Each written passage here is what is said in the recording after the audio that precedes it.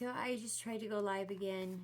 I don't know what the fuck's going on. Like, I did this for 3 years and something's changed that I'm not finding or understanding.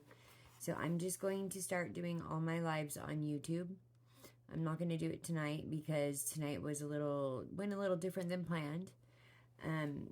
But the topic is self-care for those who need it more. And so what do you think of when you think of self-care?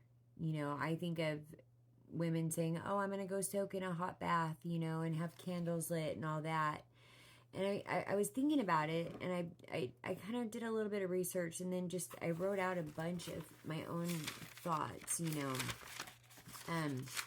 So soaking in a hot bath for me is not self-care. That's like time alone, like quiet time, which essentially I guess can be self-care. But for me, and I'm not going to put it all down tonight, like lay it all down tonight, because I am going to go live because I want to discuss this. So I read it in my preceding video. The definition is the practice of taking an active role in protecting one's own well-being, happiness in particular, during periods of stress. And so, to me, if you're stressed, your mind's racing, you're worried, you're thinking about all these things. To me, I don't know how I could go take a hot bath or, whatever it is, and have those thoughts just disappear because I'm doing a self-care activity. It's, and I may be talking different levels here. This is why I want to discuss it. They say that you need to start from the inside out to take care of yourself, to get better, to awaken, you need to look within. But for me, self-care is looking outward. And I want to explain that real quick, and then I'm going to leave it until I can go live tomorrow or figure out this TikTok thing. I don't know. Will you guys all just fucking subscribe so we can do this? I put it at $2.99, but so you're supposed to go inward, right? To learn how to meditate, to awaken, to learn how to feel and still your mind, and have joy and happiness and manifest and all the things. But self-care, if you're going inward, to me, I have to go outward, because to me, self-care is doing something for someone else. If I'm not doing kind things for my friends, my family, my grandparents who are lonely, a random person on the street, someone that's houseless, I don't really have inner joy. Not that I can't, but as far as self-care goes.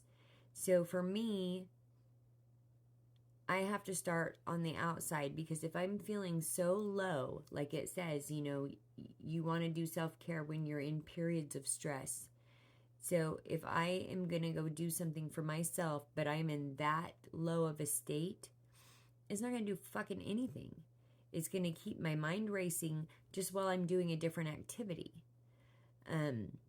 But if I go outward and whether it's giving someone standing on the sidewalk with a cup, a homeless person, houseless person, your $5 out of your wallet, and telling them to have a wonderful day, asking them if they need anything, asking them how they are doing, something like that. Even if money isn't involved, just how are you today? Is there anything I can do for you? Treating them like a human, or going out of your way to visit, like I said, your grandparents who are very lonely, giving some random person a compliment, making a special day where you and your daughter, she gets to play hooky and you go do something fun. That's where I feel like I'm giving myself self-care. And if I'm just doing something to take a time out because I need a break, I don't know that my mind stops. So I don't know that I can call that self-care for myself. I have a lot to say about this and to bring it all around, because I know it sounds kind of weird, but it also kind of makes sense.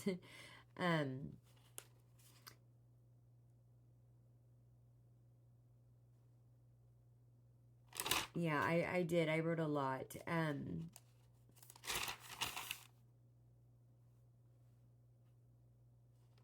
So yeah, if we're at the point of needing self-care, which people put, like going on a walk is self-care, getting a manicure and pedicure, going to the park, just sitting by yourself, whatever it is, taking your hot bath, my mind doesn't stop from the worried space that I needed to take self-care from. So, but when I do something for someone else, my mind starts remembering and realizing, yes, my sorrows are deep, and yes, I need self-care, but it's going to take a hell of a lot more than going on a walk or taking a bath or going out and grounding myself even, which I love doing. It's going to take me looking at other people because they're hurting too. And it doesn't matter if they're hurting more or less or indifferent. That's what makes me feel internally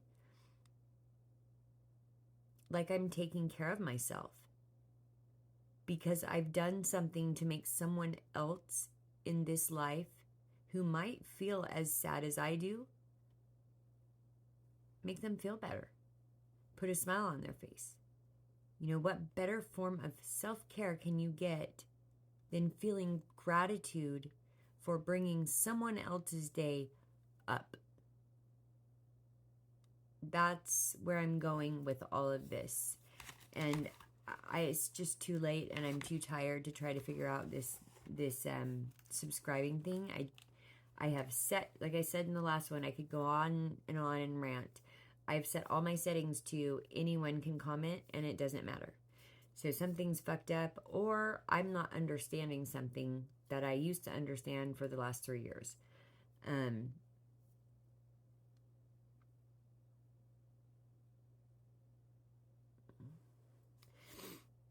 also saying that we need to do self-care during times of stress, I don't necessarily agree with that either. Not that we don't, but we need to do it all the time. Because if we are going to just go through our lives and do our thing, and then something happens, like the tragedy that happened to me, or, something a little lighter, but horrible, whatever. Are you going to start immediately thinking, okay, I need a self-care routine? No, I don't think so.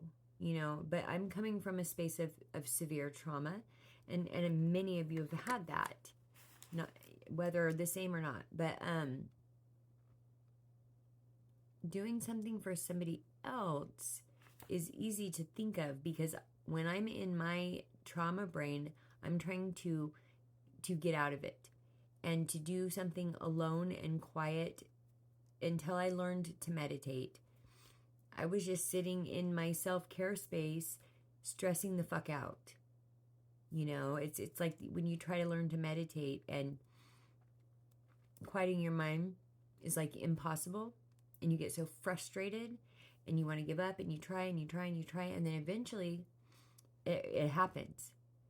But so in the same way, if you're going through life and not doing good deeds for others, making others feel good, which in turn makes you feel good and is caring for yourself and others, you're not going to think of doing that when you're having the worst stress of your life. So you need to be doing it daily, in my opinion. Time is up, so I'm going to get off of here because I have to. I've got 15 seconds. I have so much more to say about this. I'm really curious if you guys agree with what I've said so far, and I will figure out live on YouTube tomorrow. Sorry, guys.